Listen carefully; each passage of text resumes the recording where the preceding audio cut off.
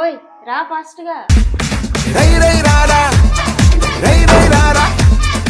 అను, ఇక్కడ కాలనీలో అందరు ఆడవాళ్ళు ముగుడిని ఏవండి అని పిలుస్తారు.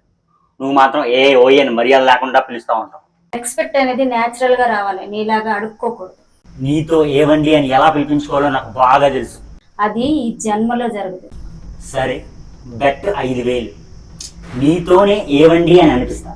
Later that same evening.